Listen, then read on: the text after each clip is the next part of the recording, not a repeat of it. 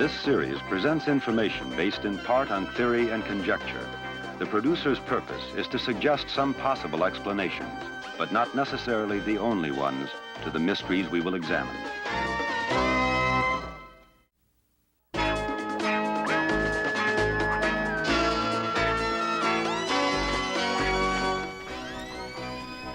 All right.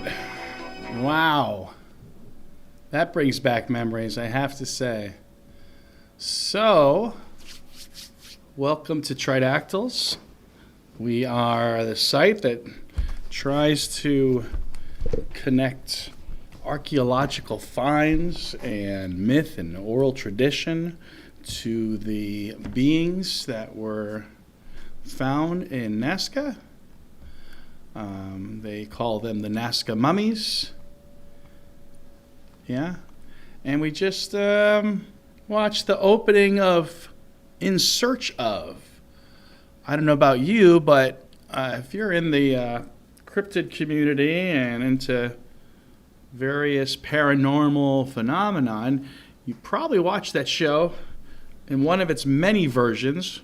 I learned a thing or two that Rod Serling of The Twilight Zone was the original host, so I thought that was neat.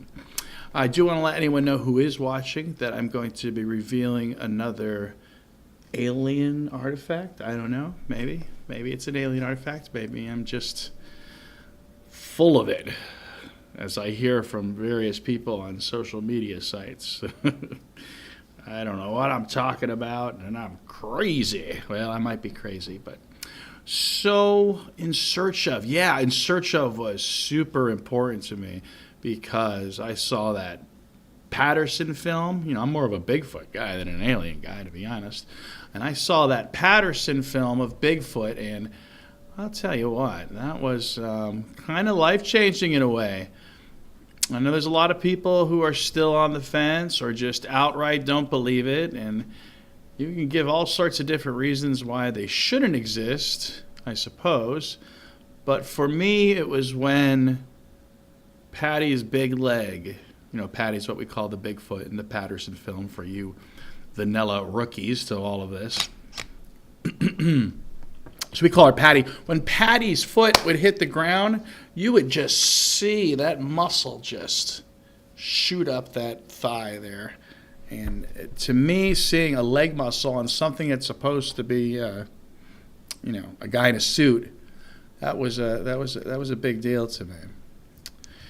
When I was a kid, my great aunts, so those are my aunts, my mom's aunts, my aunt's aunts, gave me the Time Life science books. So those had things like there was an entire book dedicated to primates. There was an entire book dedicated to early man and one to mammals, et cetera, et cetera.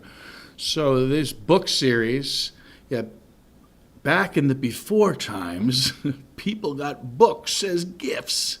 Sometimes you get a whole bunch of books as gifts. I know, crazy, right? Now you're more likely to get a subscription, I think, to something.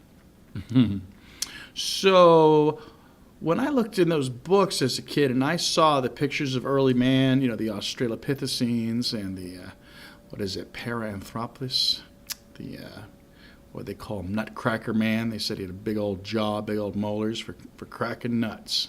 There's a joke in there somewhere. I'll leave it up to you. When I saw these pictures of these Australopithecines, I was like, wait a minute. You mean Bigfoot-like creatures really existed? So that was important to me. I suppose as a kid you just think that humans were always just humans doing their human thing. But now we know that, well, there's more to it than that, isn't there? There really is more to that. Let's go ahead and get another background up on the screen. How about that? Although I would be tempted to play that In Search Of again. So, for me, I don't know about where your time slot was. In Search Of for me was on Sunday nights at 7 p.m. And so it was a big deal to watch. Maybe another show I would watch. I think Disney's Wide World of Magic, Wide World of Disney, Magic Kingdom. I don't know. They kept changing the name. There's a couple of different versions. But anyway, that was on around that time too. But really In Search Of is probably my favorite Sunday evening show. Back in the old days, also in the before times, this is going to turn into a history channel here. We knew the television schedule. You would look forward to seeing the TV guide and seeing the cable and plotting out. I would plot out my television for the week. Yeah, you want to know what's coming up. You don't want to miss it. So right now we've got several several streams going. I don't know where you're watching from, but we are watching from our Facebook page. We are watching from a green K. I can't remember what the green K is. Kick? I think it's probably Kick. Of course, Twitter, a.k.a. X, although it still says Twitter in the Google bar. What else we got here? Oh, I didn't change the name. How do you like that? I guess I can update the title now. I wonder if it's too late. Today's topic is supposed to be science and spirituality. Yeah. That's the fun thing about ufology is that it starts to get into some, what do they say? Woo-woo shit. Some really odd stuff. So spirituality and science kind of start to meet when it comes to these tridactyls. Yeah. So what else can we say today? I feel like I'm just beginning. I'm just kind of like just getting everybody together. I'm looking for some people to join me tonight. Not sure if everyone got the memo, as it were, but I am looking for people to join me, so that could be cool. What else? Well, let's talk about the topic at hand, since I was reminded I didn't give it to my video title there. So, science and spirituality. Well, I've been spending a lot of time looking into what we call myths. But the word myth now has a sort of negative connotation to it. You know, it's like a folk tale or a fairy tale, folklore. But when it comes to religion, we tend to give more weight to religion, as though religion is somehow real and myth is not.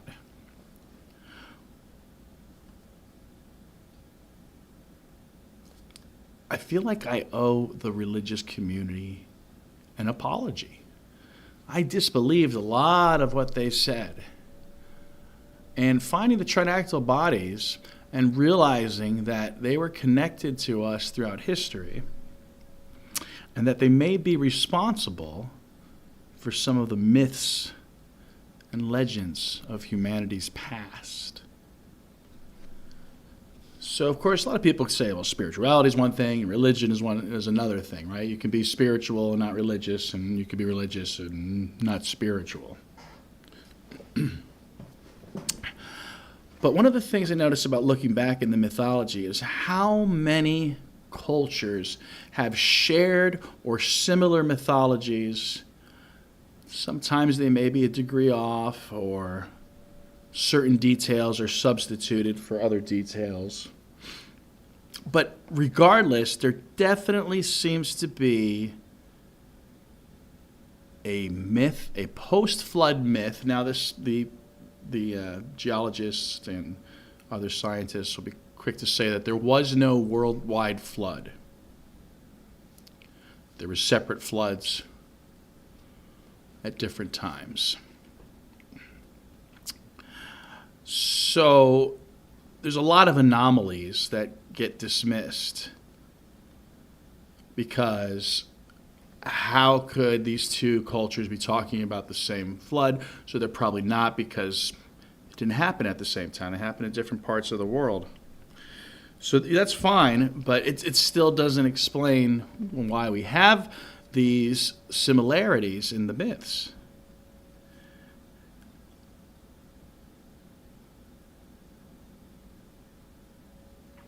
What happens in anthropology is we'll see that bow and arrow was invented here, bow and arrow was invented there, which will cause anthropologists to say, okay, so this must be some sort of independent innovation, but something that is universal in man. So as though universally we're all going to make these things. It's just a natural trial and error, if you will. And that's fine, and I can see that working. But again, looking at the myths for me, I found more similarities than not. As you've probably heard me say before, we've looked at these tridactyls and we've noticed the shape of their face looks like a heart. And we noticed that those heart-shaped faces, those cordiform faces, are found on caves. And we also see it in pottery and other earthenware.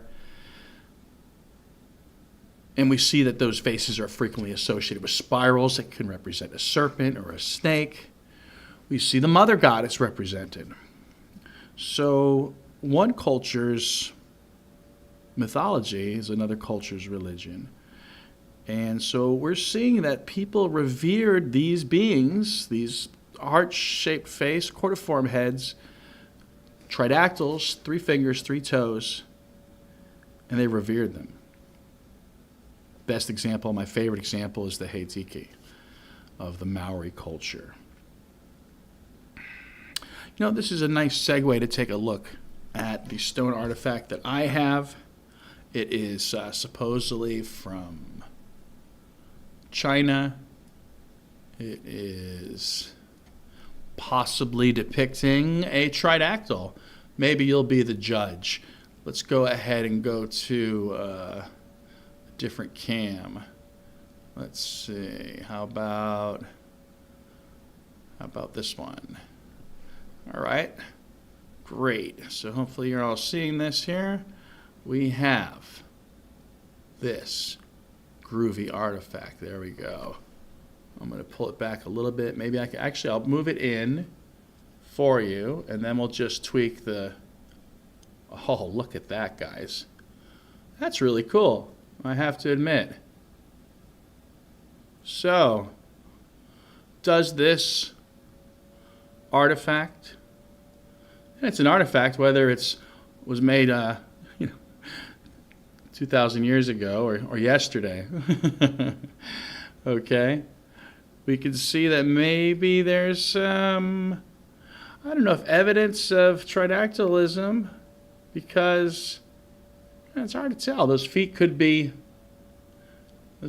have 4 digits. I'm not sure, but anyway, it is really cool. This is supposedly from the Hongshan culture. I don't know if it is, but it's a really nice piece of stonework anyway. And here's another little thing I noticed. This might be some definite case of pareidolia here. Look at that face on the back. Ooh. So now is it pareidolia, or was that the artist's intention? Right? We don't know. Let's see what happens if you hold it upside down. Does it look like anything else? I don't know. Probably not.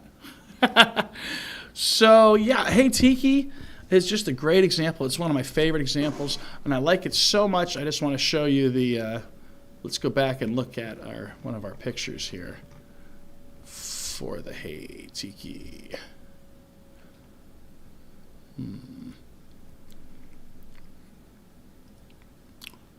Oh, we don't want to be here. Let's get off of that screen. Bloop. It's my bloop sound effect. Hey, so if anybody's watching anywhere, we can easily start a chat on, I might just do Facebook actually, just close out the Zoom.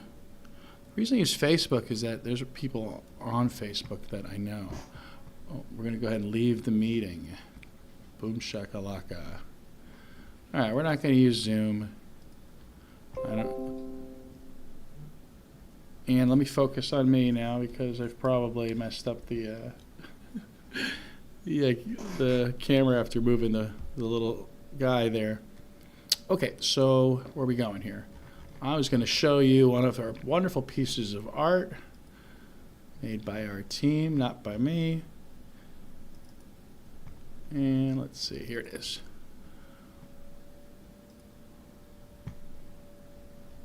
I said, here it is. Look at that. Oh, wow, that's cool, huh? Oh, I love being in the same shot as these two things. That alone is cool. Let me see if I can get a smaller cam so we can get a better view here. Oh, there we go. Look at these guys. I can kind of sit back and relax, I feel. All right, look at that. So on your right, you got the Heitiki. I'll tell you what, when I first saw that, I kind of shuddered. Because I was like, oh, that's these things. And you can see the cordiform-shaped head with these brows and these ridges. That center line there might actually be, the skull actually has cranial ridges that isn't really depicted on this one. I don't know if it's a sexual dimorphic sort of feature or not. So we'll have to spend a little more time, I think, on the skulls. The skulls have, well, they have capricorns. They have goat-like horns. Goat-like horns, which is why I say that Capricorn and the island of Capri is related to these beings. We depict Capricorn as a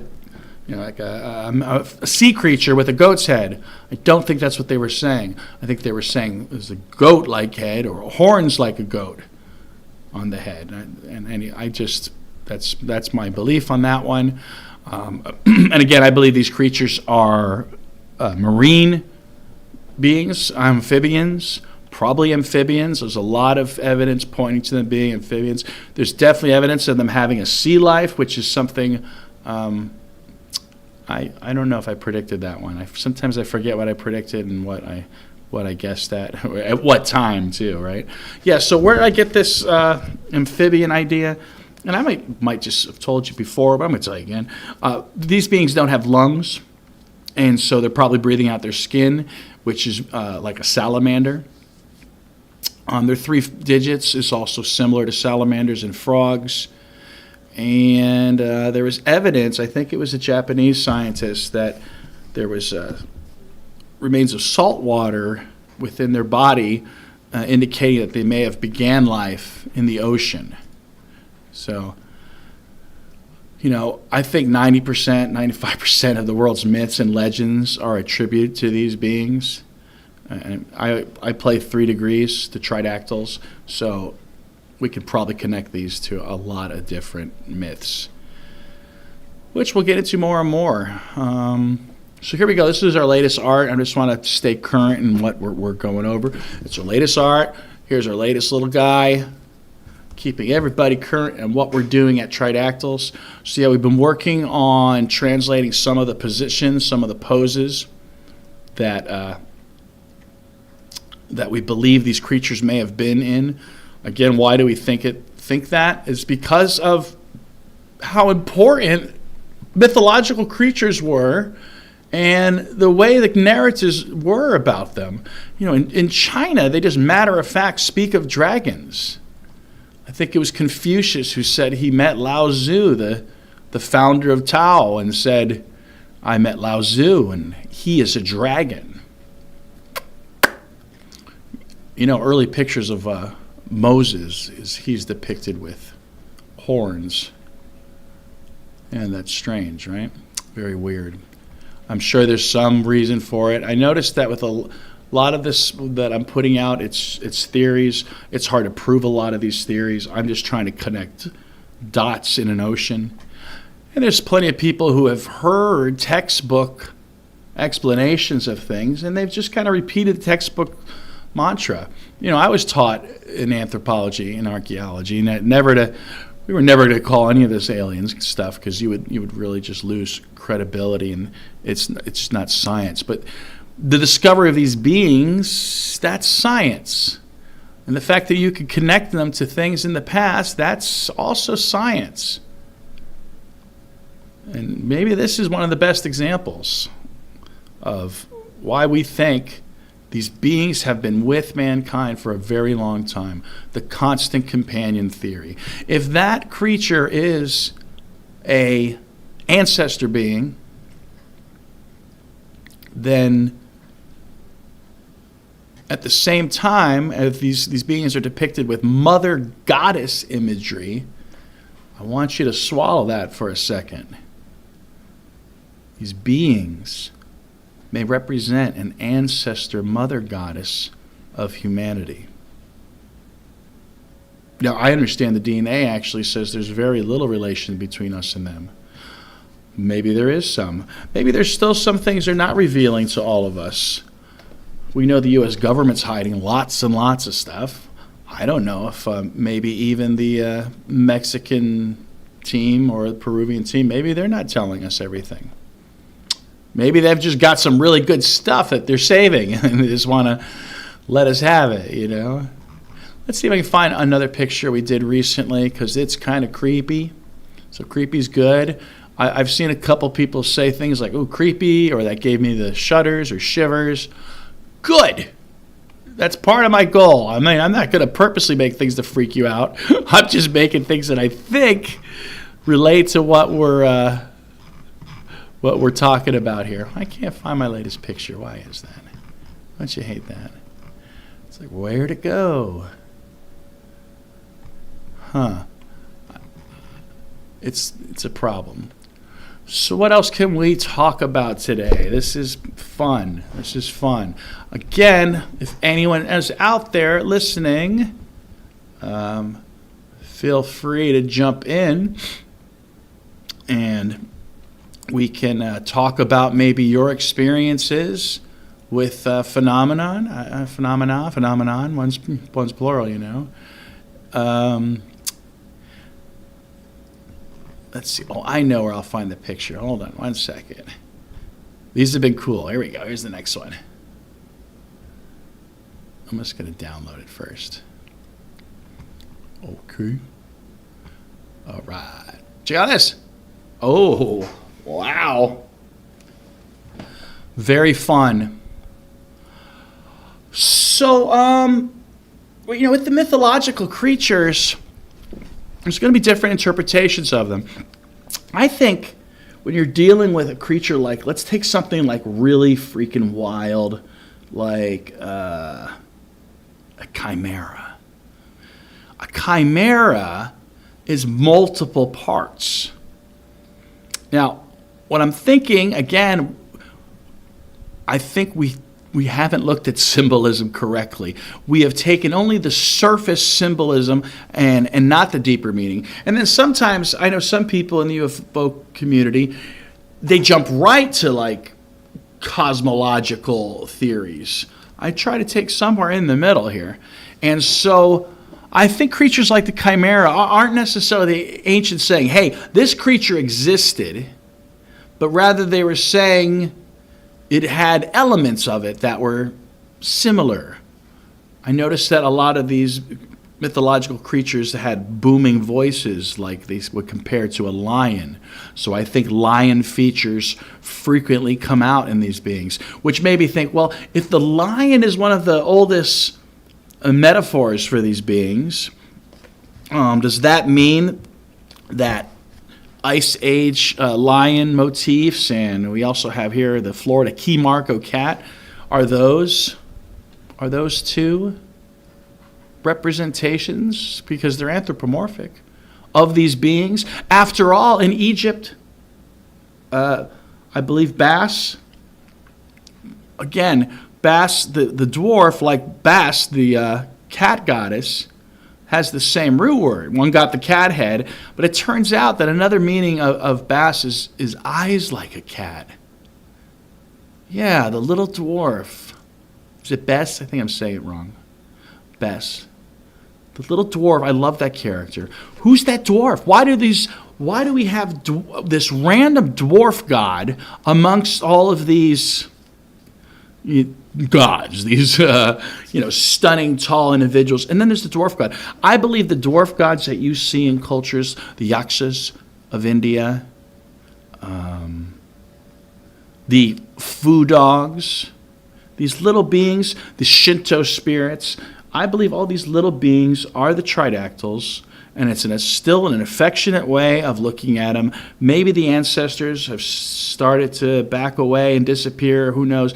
Maybe they know mankind eventually just grows and grows and is not a force of good, and it forces them underground where they can live in their cities. I went off on a little bit of a tangent. We were talking about the importance of lions and cats and the symbology, why these beings might be associated with them. Perhaps, again, that cordiform face is something reminiscent of a crown. Perhaps the way this one is sitting, which we try to give some sort of sphinx-like pose. Can you imagine? So we're going to look at other poses. We're going to have fun with it. We're going to experiment, and we're going to pull up different ways of looking at maybe how these specific beings were thought of in ancient times. I think just about everything is related to these guys, from dwarves to dragons, both of them. That's the ironic thing. Is that irony? I don't know.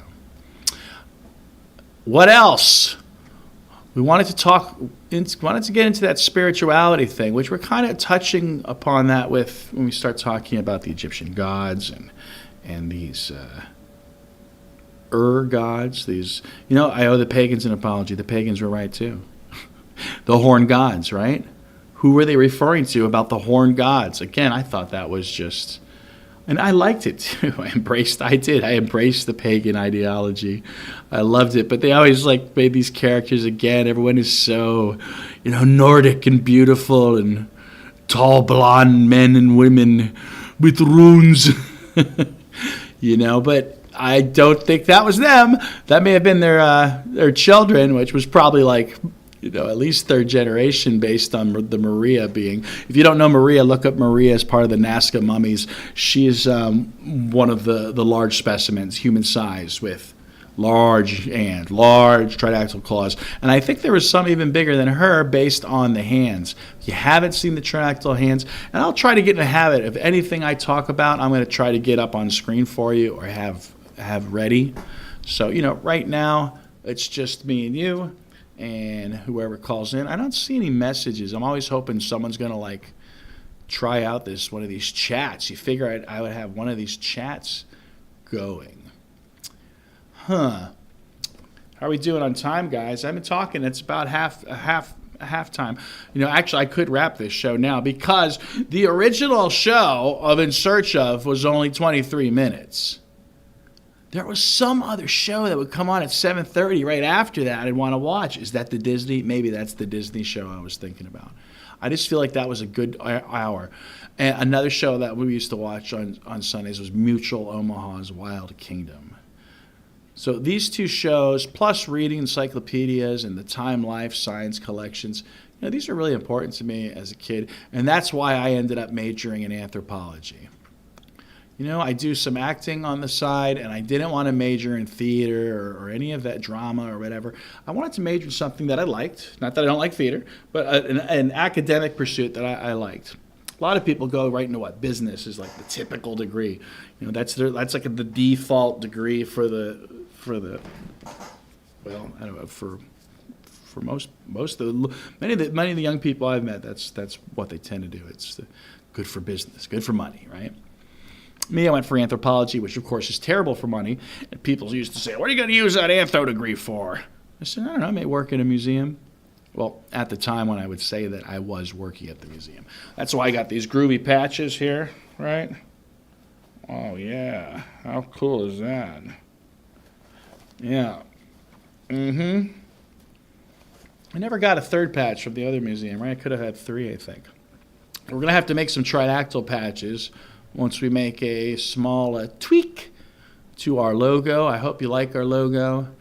It's kind of meant to give this kind of spacey vibe, kind of spacey science vibe. One part science, one part spirituality, right? So, more about the spirituality. What could we say about it? Well, if you believe that these are the ancestor beings, and if you consider you look at some of the myths and oral traditions of the world, and you start to look at these stories, but look at it through the eye of the possibility that these beings that were found in Peru may have had something to do with those stories. Hey man, they are pulling wild gold artifacts out of there. There's these little gold squares that have these strange runes in them. And the one rune, a lot of people are not even really sure what it is. I think it is an ancient letter A, and it kind of looks like I don't know.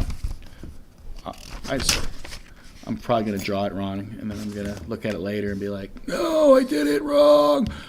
I think it's something like this. Okay. Had that, and then there was either a circle or a half circle on the other side. Well, I said it's an A, but it may have been like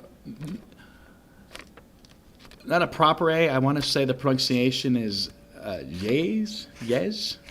I don't know. I shouldn't even try at this until I know exactly what I'm saying. Anyway, that's just one of the crazy artifacts.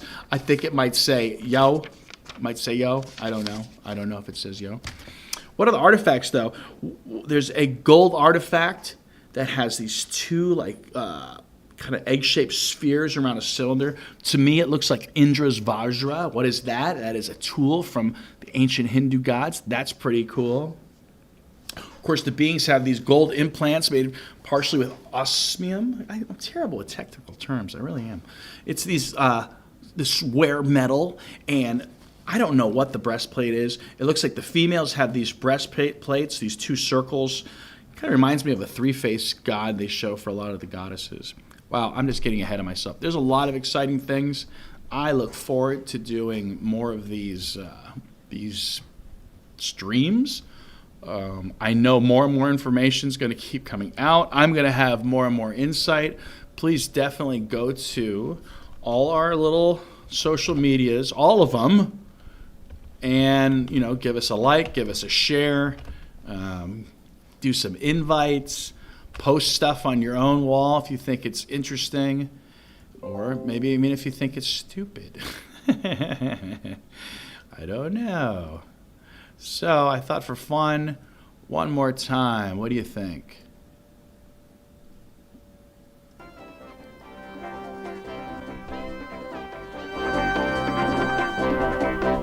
All right. In search of, we're going to take the time slot. We're going to look for cool stuff. Awesome. All right. So we're going to stop early.